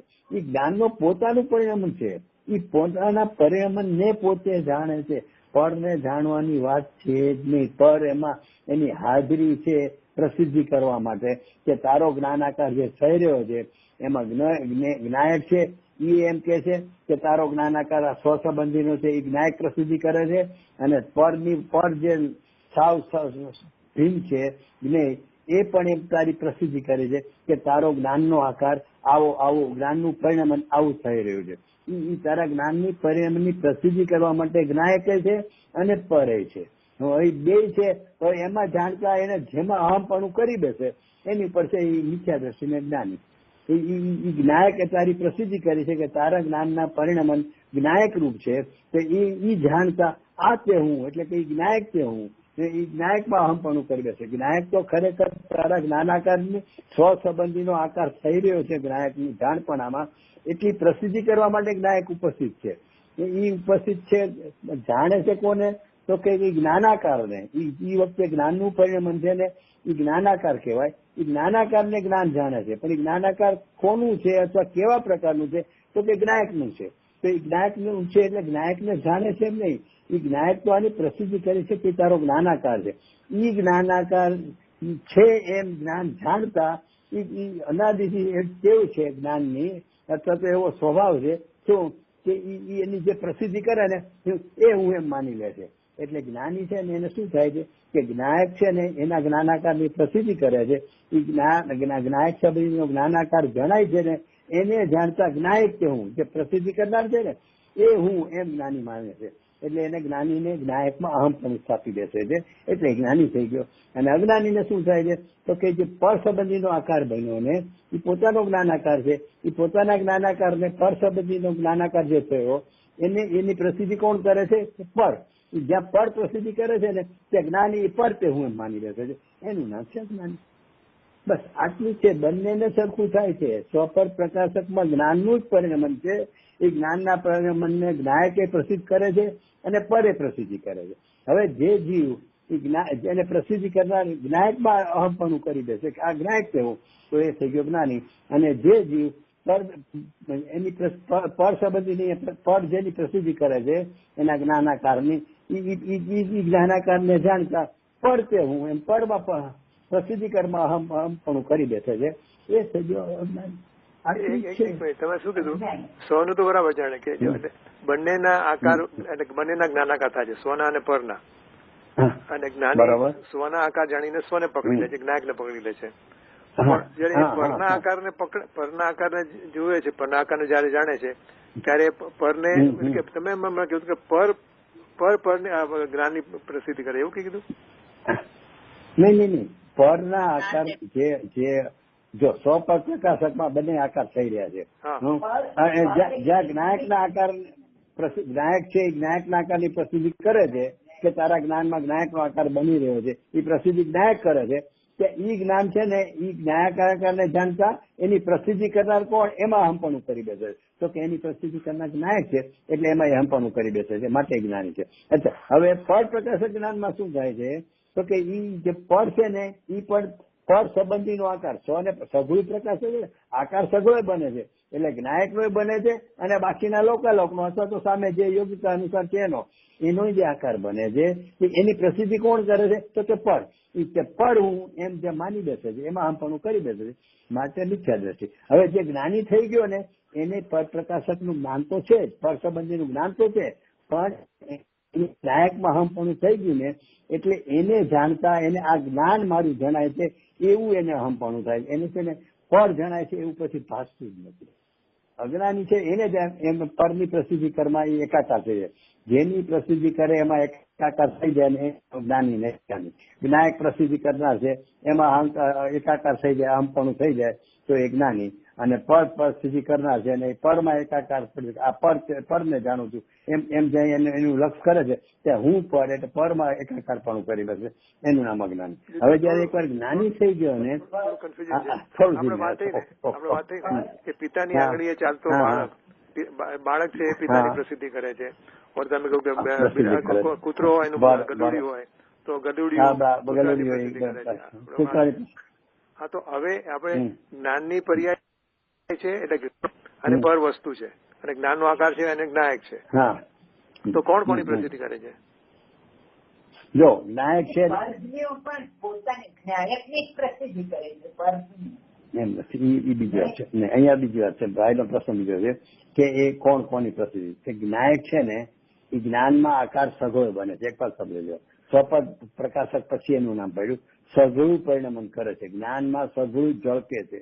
જ્ઞાનની સ્વચ્છતાનો એવો સ્વભાવ છે કે કાંઈ બાયકાર આગળ પછી આપણે અહીંયા યોગ્યતા લઈએ પણ એટલે એ યોગ્યતા છે જ્ઞાનની જે ગતિમાં એ સઘળું એને એનો આકાર બન્યા જ કરે છે, સઘળો નિરંતર. એટલે કે સ્વનો આકાર બને છે, પણ એ સ્વનો આકાર બને છે એ આકાર બન્યો કેવો શેનાથી કોને પ્રસિદ્ધ કર્યું તો કે જ્ઞાયકે પ્રસિદ્ધ કર્યું. જ્ઞાનમાં જે આકાર બન્યો ને એ કેવો આકાર બન્યો તો કે જ્ઞાયકે પ્રસિદ્ધ કર્યું કે આ આકાર મારો છે, એટલે કે જેને આપણે જ્ઞાનાકાર કહીએ છીએ, એટલે કે સ્વનો આકાર કહે છે. એનો આકાર પ્રસિદ્ધિ કોને કરી? જ્ઞાયકે. તો એ જ્ઞાન છે ને જ્ઞાયકમાં અહમપણું કરી બેસે છે, કારણ કે એમાં પ્રસિદ્ધિ કરનારમાં એ અહમપણું કરી બેસે એવું જ્ઞાનનું સ્વરૂપ છે, એટલે એ જ્ઞાયકમય પોતાને માની લે છે. જ્ઞાયકે જ્ઞાનને પ્રસિદ્ધ કર્યો કે જ્ઞાને જ્ઞાયકને પ્રસિદ્ધ કર્યો? ના એટલે જ કહું છું એ છે ને. હા, બરોબર, સારો પ્રશ્ન. એ જ્ઞાન છે, જ્ઞાયક છે ને એ જ્ઞાયકનો જ્ઞાનાકાર બને છે. જ્ઞાનમાં જે પરિણમન થાય છે ને જ્ઞાયક સંબંધીનું થાય છે. એટલે અને ઈ કેવું છે તો કે એની પ્રસિદ્ધિ જ્ઞાયક કરે છે કે આ જ્ઞાયક છે. એ આકાર છે એ કોનો છે તો કે જ્ઞાયક નો છે. એની જ્ઞાયક એમાં ઝળકે છે ને એટલે જ્ઞાયક એને પ્રસિદ્ધ કર્યો એમ કે ખરેખર તો ને પ્રસિદ્ધિ બહુ સૂક્ષ્મતામાં જાઓ ને તો જ્ઞાયકમાં તો પરિણમન જ નથી. એટલે જ્ઞાયક પ્રસિદ્ધ કરે પણ એ સમજવા માટે કે જ્ઞાનનો આકાર બન્યો, એ જ્ઞાનનો આકાર કોનો છે, એ ક્યાં આધારે નક્કી થયું તો કે જ્ઞાયકના આધારે. એટલે એનો અર્થ થયો કે જ્ઞાયકે એને પ્રસિદ્ધ કર્યો કે આ આકાર જ્ઞાયકનો છે, જ્ઞાનનો આકાર છે એ જ્ઞાયકનો છે. હવે તમે જે પ્રશ્ન કરો છો ને એમાં એ છે કે જ્ઞાયક જ્ઞાનની સન્મુખ થાય છે કે જ્ઞાયક જ્ઞાન, એટલે એ બધી વાત તમારી વાતે બરોબર છે, પણ એમાં અત્યારે જે વિશે આપણે ચાલે છે કે સ્વપર પ્રકાશકપણું એટલે શું એની વાત ચાલે. પછી આપણે કે લક્ષ ક્યાં કરે છે તો કે લક્ષ આપણી ક્યારે કે આ જ્ઞાનાકાર જ્ઞાયકનો છે એમ જ્યાં લક્ષ થાય છે ને ત્યારે જ્ઞાન છે ને એ જ્ઞાયકમાં અહમપણું કરી બેસે છે. અને એ જ્ઞાયકમાં અહમપણું કરી બેસે છે ને એમાં બીજો ખુલાસો કર્યો કે ખરેખર જ્ઞાયકમાં તો કઈ થતું જ નથી, જ્ઞાયક તો એવો ન કરે છે. કારણ કે અહમપણું કરીને જો જ્ઞાનની પર્યાય એમાં એકાકાર થઈ જાય તો જ્ઞાન ને જ્ઞાયક એકાકાર થઈ ગયું, એટલે પર્યાય ને દ્રવ્ય એકાકાર થઈ ગયું. તો એમ નથી, પણ એ સંબંધીનો જે આકાર બન્યો ને એ જ્ઞાયક કે હું એમ અહીંયા જ્ઞાયક તો જુદો એમને જ રહે છે, એમાં પરિણામન થતું નથી, એમાં પરિણામનું એકાકાર પણ થતું નથી. પણ એ જ્ઞાયક તે જ હું એમ પર્યાય પોતાને જ્ઞાયક રૂપ માની લે છે. અને પર્યાય પોતાને જ્ઞાયક રૂપ માની લે એનું નામ છે 11મી ગાથા, હું કે એને શુદ્ધ નહીં ઉપાદય કર્યો. એ નામ છે. હા, હવે આપણે વાત કરીએ કે પરપ્રકાશકપણામાં શું થાય છે તો કે એ જે સઘળું પ્રકાર આકાર બને છે ને સ્વસંબંધીનો પર સંબંધીનો, એ પર સંબંધીનો આકાર છે એ શું છે એ પરે પ્રસિદ્ધ કર્યું કે ભાઈ મોરનો આકાર બન્યો, અથવા તમે ભગવાન મને માનસ ભગવાન દેખાય છે સિમંદર ભગવાન, તો એ મારા જ્ઞાનનો આકાર બન્યો. તો એ પ્રસિદ્ધિ કોણે કરી? એ તો મારું જ્ઞાનનું પરિણમન છે. એ પણ જ્ઞાનના પરિણમનનું નામ શું દેવું ઘડીએ ઘડીએ બદલાય છે. તો કે જ્ઞાનનું પરિણામ છે ને તો કે એ સિમંદર ભગવાન સંબંધીનું છે. તો એ પ્રસિદ્ધિ કોણે કરી તો કે સિમંદર ભગવાને. તો અજ્ઞાન છે ને તો એને પોતાનું મારું જ્ઞાનાકાર જણાવવું એમ અજ્ઞાનીને નથી લાગતું. એને શું લાગે છે કે આ પર મને જણાવું, એટલે પરમાં એકાકારપણું કરી બેસે છે. જેમ અહીંયા ઓલું 100 જણાનો જ્ઞાયક જણાનો, જ્ઞાયકે પ્રસિદ્ધિ કરી તો એમાં એકાકારપણું કરી બેસે છે. તો ઓલામાં શું થાય છે કે પરે પ્રસિદ્ધિ કરી તારા જ્ઞાનાકારની પર પ્રકાશકમાં, તો એ અજ્ઞાની શું કરવું પડે છે કે એ પ્રસિદ્ધિ કર્મમાં અહમપણું કરી બેસે છે. બંનેમાં જ્ઞાનાકાર થાય છે અને એ જ્ઞાનાકારમાં જ્ઞાની છે એ જ્ઞાયકમાં અહમપણું કરી બેસે છે, કારણ કે એની પ્રસિદ્ધિ કરનાર જ્ઞાયક છે અને ઓલામાં પર પ્રસિદ્ધિ કરનાર છે, એટલે પરમાં એકાકારપણું અહમપણું કરી બેસે છે. હવે એનાથી છૂટવા માટે તો કે હું પરને જાણતો જ નથી, પરને જાણતો હોઉં તો પરમાં એકાકારપણું કરું ને, એ તો મારો જ્ઞાનાકાર જ જણાય છે. અને જ્ઞાની થયા પછી શું છે કે એને સ્વ જ્ઞાયકમાં અહમપણું રહે છે અને પર સંબંધીના જે કોઈ આકારો બને છે એ મારું જ્ઞાનાકાર જ છે એમ જાણે છે, એટલે એને પરમાં એકાકારપણું થતું જ નથી. નહીં તો એ પ્રશ્ન ઉઠે ને કે જ્ઞાની થયા પછી પણ પર પ્રકાશક જ્ઞાનમાં પર પ્રસિદ્ધિ કરે છે તો એ પરમાં એકાકાર થઈ જવો જોઈએ, અહમપણું કરી બેસવો જોઈએ જ્ઞાની. તો કે જ્ઞાની છે ને એને પરની પ્રસિદ્ધિ કરતો નથી દેખાય, એ જ્ઞાનાકાર જ જણાય છે. એ જે આકાર જણાય છે ને એ ભલે પર સંબંધીનો છે પણ પર સંબંધીનો આકાર એ મારો જ્ઞાનકૃત આકાર છે, એટલે કે મારું જ્ઞાન જ જણાય છે, એટલે એને પર જણાતું નથી. એવો એને પરમાં એકાકારપણું થતું નથી જ્ઞાની થયા પછી. જ્ઞાની જ્ઞાનની પર્યાયને મેડ ઇન ઇન્ડિયા માને છે, તો અજ્ઞાની મેડ ઇન ચાઇના માને છે. ચાઇના દેખાય તો હા બસ ચાઇનાને પ્રસિદ્ધ કરે છે પણ છે તો મેડ ઇન ઇન્ડિયા. હા બસ એટલે છે ને આખી આ સ્વપર પ્રકાશકમાં છે ને પર કહીને આમ આપણને એમ થઈ જાય છે. અને મારે તો ચર્ચા થઈ હતી ને એકવાર એક ભાઈ એક કલાક એકલામાં, તો મેં કીધું સ્વપર પ્રકાશકમાં સ્વપ્રકાશક તમે પર પ્રકાશકમાં પરને જાણવું છે એમ લેતા હો મારો સ્વભાવ છે, તો સ્વપર પ્રકાશ 100 ને જાણવું એ મારો સ્વભાવ છે. તો પેલા 100 ને તું જાણી બતાવો કે તું કે સાચું તમે હા મને 100 જણાઈ રહ્યો છે, 100 જણાઈ રહ્યો છે એના ઠેકાણા નથી અને હું પરને જાણું છું. કેમ તો કે પર પ્રકાશક છે ને, પર પ્રકાશક એ મારો સ્વભાવ છે, તો પરને પ્રકાશવું એ મારો સ્વભાવ છે, તો 100 ને પ્રકાશવું એ મારો સ્વભાવ છે. તો પેલા 100 ને પ્રકાશવું પણ તો મને બતાવો કે તને 100 નું પ્રકાશક પણ થઈ રહ્યું છે, એમાં તો તારે કઈ યાદ નથી કર્યું. અને પર પ્રકાશકમાં હું પરને જાણું છું, પરને જાણું છું. અરે ક્યાં પરને જાણું, પર તારી પ્રસિદ્ધિ કરે છે. અને જ્યાં આ ગુરુજીના ભક્તો આપણે થઈને અગ્નિથી પાણી ગરમ થાય છે તો કે એ પાણીની ઉષ્ણતા પોતે પરિણામે છે યોગ્યતા વર્તન, એ ઉષ્ણતા પાણીની છે. અગ્નિ તો જાહેરાત કરે કે આ પાણી અત્યારે એની યોગ્યતા શું છે તો ઉષ્ણપણે પરિણમવાની, અગ્નિનું બીજું કઈ કામ નથી. એવું જો આપણે માનતા હોય તો આમાં ભાઈ એમ લે ને એ જ્ઞાનાકાર બન્યો છે એની પ્રસિદ્ધિ ખાલી પર કરે છે. જેમ અગ્નિ પ્રસિદ્ધિ કરે છે કે પાણીની ગરમ થવાની યોગ્યતા છે, એમ અત્યારે મારા જ્ઞાનાકારમાં કેવો આકાર છે એની પ્રસિદ્ધિ પર કરે છે. પરે કર્યું કે પરનું એમાં આવ્યું. અગ્નિની ઉષ્ણતા આપણે પાણીમાં માનીએ છીએ બુદ્ધના ભક્તો કે અગ્નિની ઉષ્ણતા છે એ પાણીને ઉષ્ણ કરી છે, એટલે પાણી તો શીતળ જ છે અને પાણીમાં જે ઉષ્ણતા થઈ ને એ અગ્નિની ઉષ્ણતા એમાં પ્રવેશીને ઉષ્ણતા થઈ. આપણે એવું નથી માનતા તો નિમિત્તે કર્યું થઈ ગયું. એ અગ્નિની એ પાણીની વર્તમાન યોગ્યતા જ ઉષ્ણપણે પરિણમે છે. મેં જ્ઞાનાકાર મારો છે ને એને જ હું જાણું છું. હવે ઓલા પ્રસિદ્ધિ કરી કે તારો જ્ઞાનાકાર અત્યારે આ રીતે છે, એટલે પરે પ્રસિદ્ધિ કરે છે કે જ્ઞાનાકાર એ મારો જ્ઞાનકૃત આકાર છે માની છે તો ત્યારે પરમાં હમપણું નહીં થાય. પણ એ પરે કર્યું એમ માનીએ છીએ ને, જેમ ઓલામાં નિમિત્તથી થયું એમ માને છે એની જેમ પરથી મારું જ્ઞાનાકાર છે માને છે, એટલે પરમાં અહમપણું કરી બેસે. માટે તું પરને જાણતો નથી. પર પ્રકાશકપણો સ્વભાવ એ તારું જ્ઞાનાકારનું પરિણામ છે. સ્વ પર પ્રકાશક કહે છે ને સ્વભાવ એ જ્ઞાનના બે સઘળું છે ને, એમાં એક સ્વ અને સ્વ સિવાયનું એ જ્ઞાનનું પરિણમન છે. સ્વ અને પરરૂપ એ જ્ઞાનાકાર જ છે, જ્ઞાનકૃત જ છે. એમાં પરનું કાંઈ નથી. પરનું ખાલી એની પ્રસિદ્ધિ કરવાનું જ કામ કરે છે. એ એને સમજવાની જરૂર છે અને એ મૂળ બુદ્ધિને એ કેવું છે. પણ દર વખતે કઈ બુદ્ધિ એવા લાંબા ખુલાસા ન કરે કે પરને જાણતું નથી ને પર સંબંધીને જાણે છે, એટલે બોલે એમ કે આ પરને જાણતા આમ થયું, પરને જાણ કરતા નથી, પરનો કરતા નથી, પરનો જાણનાર છે. તો ત્યાં જાણનારની સિદ્ધ નથી કરવી, ત્યાં કરતા નથી સિદ્ધ કરવી છે. આ શું છે કે મેં જોયું કેટલા વખતે આવે તો શાસ્ત્ર ઓલામાંથી કાઢે છે અક્ષર સમાધિ કે 21 વાર બુદ્ધિ પરને જાણતો નથી કીધું ને 14 વાર પછી પરને જાણે છે કીધું. પરને જાણે છે ક્યારે કીધું છે કે પરનો કરતા નથી, પરનો જ્ઞાતા છે. તમે જો પરનો જાણે છે કીધું. અરે યાર કઈ જાતની વાત છે. ઓલા જેવું છે કે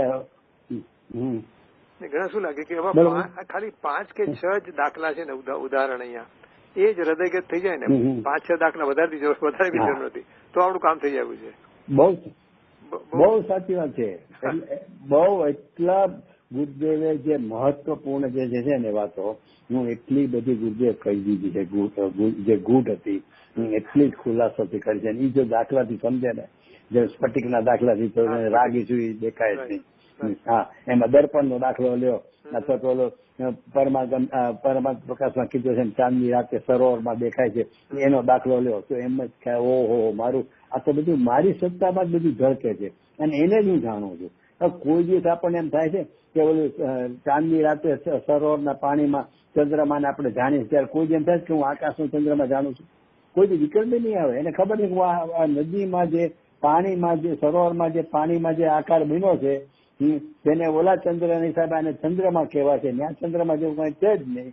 તો ઈ ચંદ્રમા નામ મળ્યું, ઈ ચંદ્રમાને હું જાણું છું. તો પછી અહીંયા ઈ ભાઈ લે ને ઓલું છે હું કહું ઈ ચંદ્રમા કેદી પાણીમાં આવ્યો કે તમે એને જાણો. હું એ કેટલો સરસ દાખલો આપ્યો છે પરમાત્મા પ્રકાશમાં. એટલે તમે કીધું ને 2-4 દાખલાથી લે ને તો પરને જાણતો નથી, રાગાદિરૂપ પરિણમતો નથી. એ જે મૂળભૂત અથવા સત્કારથી પણ એ બધા મૂળભૂત સિદ્ધાંતો છે ને એ 2-5 દાખલાથી બી તમે લ્યો તો તમે એટલું સચોટ બેસી જવું છે. પણ એનું થોડું મંથન જોવે નિર્ણય કરવામાં, આમ સતત એનું એની પાછળ પડીને કે માર લૂંટાતો નથી. હજી ઓલો કે છે ઘીનો ઘડો.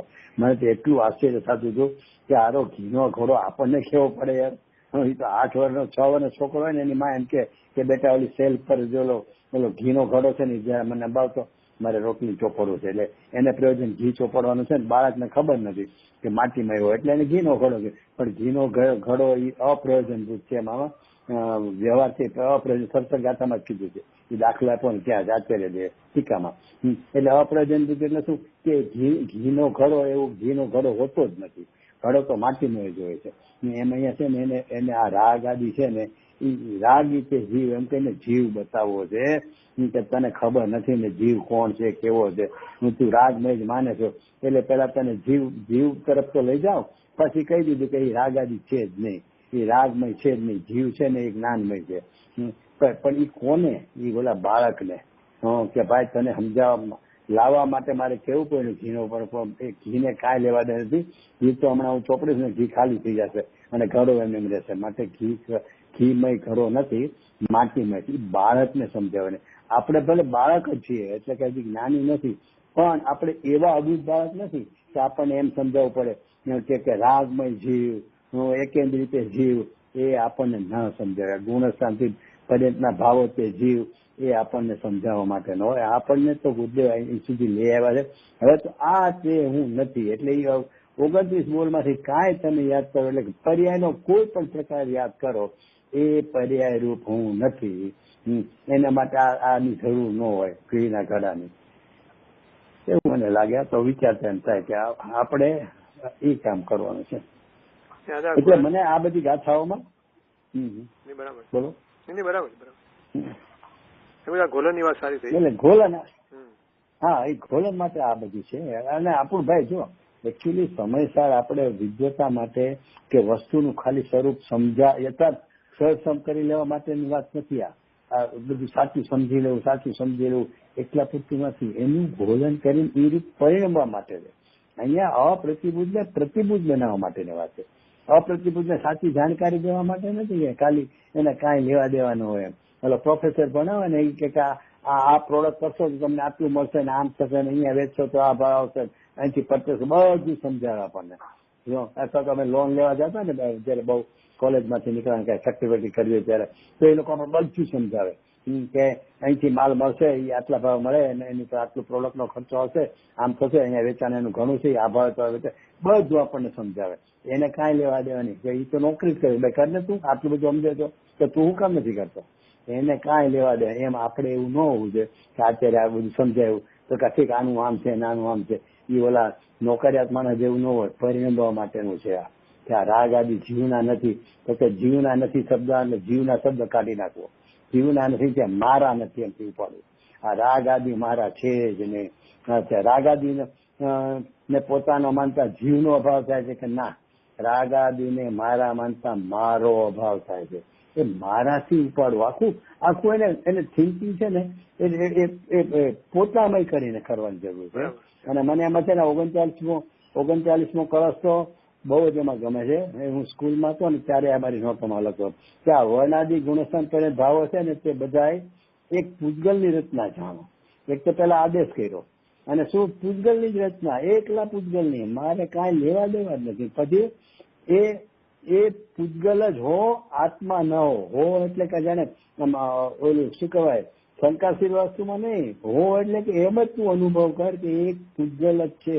કારણ કે એકલા પૂજગલની જ રચના જાણો માટે એવો અનુભવ કરતા એ રાગાજી પૂજગલ જ છે, આત્મા નથી એટલે કે ચેતન નથી, એમ જાણો.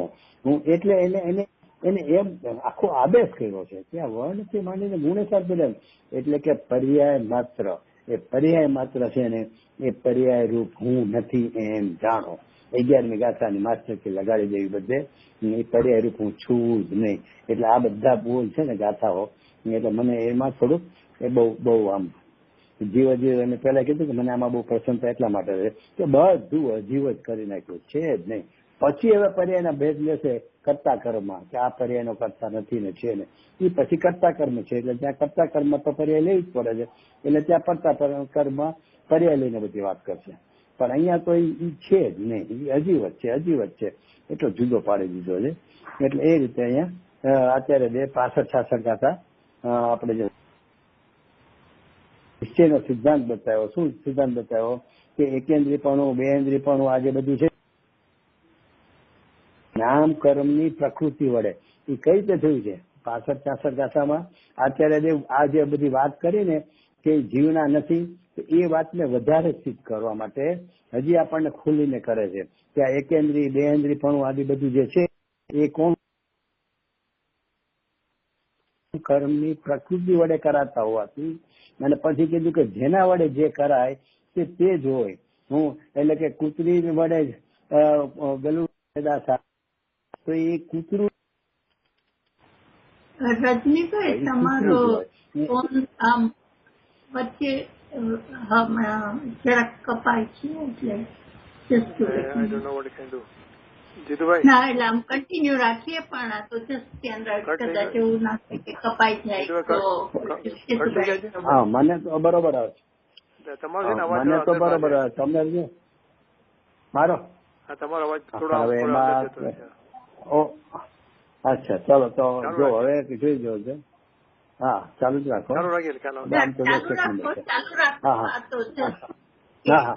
હા બરોબર. હા બરોબર છે. હવે જોજો કઈ લાગે તો કેજો. કદાચ એવું હોય કે બ્લુટૂથ નું મારો પાવર ઓછો થયો તો જોશો હું કાઢી નાખીશ સીધું માઇક પર મોબાઈલ થી વાત કરીએ. તમે મને કેજો કેમ લાગે છે. એટલે અહીંયા 65-66 ગાથામાં આચાર્યદેવ પોતે ઓલામાં પ્રશ્નો હતા. હવે આ પોતે વાત દૃઢ કરાવે છે. હું કે જે આ એકેન્દ્રી જીવ બેન્દ્રી જીવ. અચ્છા એ એકેન્દ્રી બેન્દ્રી જીવ એટલે શાસ્ત્રે કીધું છે એ તો બરોબર છે. પણ ગુરુદેવે કે કઈ રીતે ખબર છે.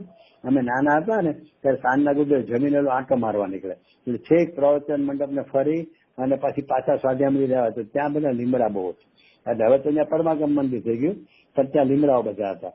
તો લીમડા પછી ચોમાસામાં ખૂબ પાંગડા હોય ને વરસાદ સારો થયો એટલે દાળો ઝૂકી ગયો પાંદડા. એટલે ગુરુદેવની હાઈટ ફૂલ હતી. એટલે જેવા ગુરુદેવ રસ્તે નીકળે તમે છોકરાઓ ડાળીયા ઊંચી કરવા જાય ત્યાં ગુરુદેવ કે હે અડશો નહીં એ એકેન્દ્રી જીવ છે મરી જાય. ગુરુદેવ એકેન્દ્રી જીવ છે. અને પછી ગુરુદેવ કહેતા કે એમાં તમારા પૂર્વના અનંતા મા બાપો બેઠા છે. પૂર્વના અનાદિનો છે ને તું એટલે પૂર્વના મા બાપો બેઠા છે. અને જેવો હાથ અડાડીશ ને ડાળીને ઊંચી કરવા પાંદડા ઊંચી તો એ જીવ મરી જશે. કયો જીવ મરી જશે તો કે એકેન્દ્રી જીવ મરી જશે. એટલે એકેન્દ્રી જીવ તો ગુરુદેવ કે છે શાસ્ત્રી કે છે. તો અહીંયા કહે છે કે એકેન્દ્રી જીવ બેન્દ્રી જીવ એ બધું કહેવાય છે ને એ ખરેખર જીવ નથી. એ તો નામકરણની પ્રકૃતિ વડે કરાતા હોવાથી એકલું એકેન્દ્રી બેન્દ્રી ત્રણેન્દ્રિયપણું જે છે ને એ બધું પૂજ્યલ જ છે. કારણ કે જેના વડે જે કરાય એમાં દાખલો આપ્યો કે સુવર્ણનું પાનું જે બને છે ને એ સુવર્ણમય જ હોય. સુવર્ણથી કરાતું હોય એટલે સુવર્ણ રૂપ જ હોય. એમ નામકરણની પ્રકૃતિ વડે એકેન્દ્રી બેન્દ્રી પણ એટલે આ બધા શરીરોનું મળવું આકારો થવાય બધું નામકરણની તાણું પ્રકૃતિના પ્રકારો છે ને બધા એના વડે કરાય છે. માટે એ પૂજગલ જ છે જીવ નથી. એમ કરીને આચાર્ય દેવે પોતે પ્રશ્ન વગર એ ઓલી વાત અત્યાર સુધી જે પ્રશ્નના ઉત્તરમાં કરી એની સિદ્ધિ કરવા માટે 65-66માં કરી અને પછી છેલ્લે પાછું એમ કીધું ટીકામાં માટે વર્ણાદિક જીવ નથી એમ નિશ્ચયનો સિદ્ધાંત છે. નિશ્ચયનો સિદ્ધાંત છે એટલે જાણે વ્યવહાર નહીં કઈક બીજો સિદ્ધાંત છે એમ કેવું છે તો કે એમ નહીં એટલે કે વાસ્તવિકતા આ છે એમ કેવું છે. આપણને નિશ્ચય શબ્દ આવે એટલે આમ હારોહાર વ્યવહારના આપણે ઘોડો થઈ જાય તો ધ્યાન રાખવું. નિશ્ચય ને કહેતા વાસ્તવિકતાનો આ સિદ્ધાંત વાસ્તવિક સ્વરૂપ જ આ છે. પરમાર્થ કહેવાય વાસ્તવિક કહેવાય એનું નામ નિશ્ચય છે. એનો સિદ્ધાંત છે એટલે કે પરમાર્થ આ સિદ્ધાંત છે. શું સિદ્ધાંત છે કે આ જે વર્ણાદિ છે ને એ જીવના નથી એમ અહીંયા 65-66માં સિદ્ધ કર્યું. અને પછી જે કળશ લીધો ને 38માં એમાં ભાવાર્થમાં એક શબ્દ બહુ સારો વાપર્યો છે ચૈતનજી પંડિત કે વર્ણાદિ પૂજગલથી બને છે તેથી પૂજગલ જ છે જીવ નથી. બોલો એક જ સેન્ટેન્સ નો ભાવાર્થ છે આટલો. તો કે વર્ણાદિકમાં રજનીભાઈ પ્રશ્ન કર્યો કે વર્ણાદિક છે ગુણસ્થાન સુધીના તો કે એ પછીના કળશમાં આચાર્ય પાછા ખુલાસો કરે છે કે વર્ણાદિક ગુણસ્થાન પર્યંતના ભાવો. પણ અહીંયા તો વર્ણાદિક શબ્દ લીધો કે વર્ણ આદિ પણ આદિમાં બધું આવી ગયું એટલે કે છે કે પૂજગલ થી બને છે. મારો પ્રશ્ન આપણે ધ્યાન ઈ દોરવું છે કે આ બધા ભાવો છે ને 29 એ પૂજગલ થી બનેલા છે પૂજગલ થી નીકળેલા છે માટે પૂજગલ જ છે માટે જીવના નથી. એ 29 બોલો અને પછી આ લઈ લીધું કહો જ્ઞાની જનો તમે આમ જાણો. શું જાણો કે એકલા પૂજગલ ની રચના છે. તો જ્ઞાની જનો તો જ્ઞાનીને ખબર નથી. અરે જ્ઞાની જનો એટલે જ્ઞાન સ્વભાવી ભવ્ય આત્માઓ. અહીંયા કઈ જ્ઞાનીને ઉપદેશ નથી કર્યો. અહીંયા ઉપદેશ આપણને કર્યો છે. આપણને જ્ઞાની જનો એટલે કે જ્ઞાન સ્વભાવી ભવ્ય આત્માઓ એટલે કે આત્માઓ આપણને કહે છે નિકટવર્તી સૂચને તું જ્ઞાન સ્વભાવી છો એટલે જ્ઞાની. જ્ઞાની કહેતા સમ્યક જ્ઞાનીની વાત નથી અને સમ્યક જ્ઞાનીને નથી કહેતા અપ્રતિબુદ્ધ ને કહે છે. અપ્રતિબુદ્ધ ને એમ કહે છે કે એ તો બધા ભાવો અપ્રતિબુદ્ધ બધું પણ છે ને એ તો બધા ગયા પૂજગલના ખાતામાં ગયા 29 બોલમાં. એટલે એને કીધું કે તું જ્ઞાની જણો એટલે કે જ્ઞાન સ્વભાવી છો. તો તારે શું નક્કી કરવાનું તો અહીંયા ખુલાસો કર્યો એમાં પાછો વર્ણાદિ સામગ્રમ ઇદમ એટલે અહીંયા બધાને લઈ લીધું સમસ્ત ને વર્ણ આદિ સમસ્ત ને એટલે ગુણસ્થાન પર્યંતના 29 બોલ એટલે અત્યારે અહીંયા શ્લોકાર્થમાં જયચંદજી એને ખુલાસામાં એ લીધું છે કે આ વર્ણાદિક ગુણસ્થાન પર્યંતના ભાવો એટલે કે બધાય મતલબ લખ્યું બધાય ભાવો એક પૂજગલની રચના જાણો. ભાઈ આ છે ને આ પ્રયોજન સિદ્ધિની આખી વાત છે. એમ થવું છે કે આ બધું પૂજગલનું જ છે. હવે પરદેહ તો સ્થૂળ, હવે એની ક્યાં વાત કરવી. શરીર કે પરદેહ, પૈસાની બધી વાતો ક્યાંય ની ક્યાંય રહી, કુટુંબ કબીલાની ને ઘર ગ્રહસ્થી. અહીંયા તો કે છે કે આ રાગાદી કે ગુણસ્થાન પર્યંતના ભાવો શું કહેવાય, 13મું ગુણસ્થાન તારું નહીં, એ વાતો કરતા હોય ત્યાં. એટલે એને એમ થઈ જાય કે ઓહો આ એક પૂજગલની રચના જાણો. આપણે લાસ્ટ ટાઈમ લીધું હતું કળશટીકાના બોલ કે નિશ્ચયથી જે આ વિદ્યમાન ગુણસ્થાન આદિ ભાવો એકલા પૂજગલની રચના જાણો. હું એમ એ પૂજગલનું કાર્ય જાણો. એ પૂજગલ જ નાચે છે. કળશટીકાકારનું છે રાજમલજીનું. એટલે કહેવાનો મતલબ છે કે અહીંયા એ જ કહેવા માંગે છે કે આ એની રચના છે ને કોની છે તો એકલા પૂજગલની છે એમ જાણો. એને અંદરથી એમ ભાવ પાશે છે ઓહો આ કોઈ મારું કાર્ય છે જ નહીં, હું જ્ઞાન સ્વભાવી છું. એટલે કીધું કે પૂજગલ જ હો. એટલે કે તમને હે અપ્રતિભૂત જ્ઞાન સ્વભાવી શ્રોતા, તને એમ ભાસો કે આ પૂજગલ જ છે હો. એટલે કે તને એવું ભાસો કે આ બધું પૂજગલ જ છે, એ આત્મા ન હો. એટલે કે આત્મા છે જ નહીં. અચ્છા, હવે એમાં પાછું એમ કીધું આત્મા તો જ્ઞાન ધન છે, જ્ઞાનનો પુંજ છે, આ વર્ણાદિક ભાવોથી અન્ય છે. હવે અહીંયા પ્રશ્ન એમ આવે કે આત્મામાં પણ શું લેવું? તો કે આત્મા છતાં હું લેવો. તો કે હું લેશું તો આત્મામાં પછી આપણે એ પરિણામિક નો આત્મા લેવો કે અપરિણામી આત્મા લેવો, એવો પ્રશ્ન. કારણ કે આપણે સમજવા બેઠા છીએ તો જ્ઞાનમાં તો બરોબર નિર્ણય તો કરવો જ પડશે ને. તો કે પેલા તો આત્મા તો નો અર્થ કે હું લેવો, કે હું તો વિજ્ઞાન ઘન પુંજ છું, અને આ વર્ણાદિ છે ને એ બધું અન્ય છે. અચ્છા, હવે હું કેતા શું? તો કે હું કહતા 11મી ગાથા, કે હું 11મી ગાથા વાળો હું છે ને એ કોને હું કે છે? તો કે જે એકલો નાયક છે ને શુદ્ધ નહીંનો વિષય એને હું કે છે. એટલે એનો અર્થ થઈ ગયો કે અપરિણામી થઈ ગયો. પણ અપરિણામીમાં હું પણ કર્યું છે એ પર્યાય છે, પણ પર્યાય પોતાને પર્યાય રૂપ જાણતી જ નથી. પર્યાય પોતાને પરિણામ રૂપ જાણે છે, એટલે કે પરમાર્થ રૂપ જાણે છે. તો એ પરમાર્થ જીવ એનું નામ છે અહીંયા આત્મા. પણ એ આત્માનો સ્વીકાર કરવા વાળી પર્યાય એમ કે છે, માટે આત્મા. તો આત્મા કહેતા હું, એટલે હું કહેતા કોણ? તો કઈ હું એ પરમાર્થ જીવમાં હું પણ કરવાનું છે. એટલે એ પરમાર્થ જીવ તે હું. એટલે એ પરમાર્થ જીવ જે હું છું એ શું છું? તો જ્ઞાન ઘન છું, જ્ઞાનનો પુંજ છું. જો એને પર્યાય નો લીધી, જ્ઞાન ઘન લીધું અને જ્ઞાનનો પુંજ લીધું, એટલે જ્ઞાન સ્વાભાવિક લીધો. એટલે જ્ઞાન સ્વભાવ વાળો જે આત્મા એ હું, અને એ હું હોવાથી જે મારાથી અન્ય જે કાંઈ છે ને એ વર્ણાદિ ભાવો એ બધા મારાથી ભિન્ન છે, અન્ય છે. એમ એને એટલું બધું એનાથી ભિન્નપણું કરવાનો અહીંયા આદેશ આપ્યો છે. રચના જાણો કે એને કીધું ને હે અહો અજ્ઞાની જનો. એટલે આ કળશ છે ને આખું આદેશાત્મક છે. ઓલું સમજાવવા માટેની વાત હોય છે એ જુદી વાત છે. અહીંયા તો હે જ્ઞાની જનો આમ જાણો. આમ જાણો એટલે કે આદેશ આપ્યો છે કે તું આમ જાણ, તું જ્ઞાન સ્વભાવી છો. માટે આ જે કાંઈ અન્ય છે ને એ બધું અચેતન સ્વભાવી છે. 29 બોલ એ તું છો જ નહીં, તારેથી અન્ય છે એમ જાણ. એમ અહીંયા આખું લીધેલું છે. અને તમારે ટાઈમ થઈ ગયો છે. અને પછી 67મી ગાથા જે લેશે એમાં છે ને જ્ઞાન ઘન આત્મા છે, બીજું કાંઈ જ નથી. એ બધું વ્યવહાર માત્ર છે. એટલે વ્યવહાર માત્ર આપણે વાત થઈ ગઈ હતી કે પિયરથી ઓલો મુસલમાન આવે ને તોય મામો કે, અને મારો દાખલો આપ્યો તો મારા છોકરા ટ્રેનમાં ઓલા સરદારજી બહેન તો મામા કરે, કારણ કે પંજાબમાં મોટી થઈ. એટલે એ વ્યવહાર માત્ર, એટલે કહેવા માત્ર. જે રજનીભાઈ યાદ કરી દીધું કથન માત્ર કળશટીકાનું છે.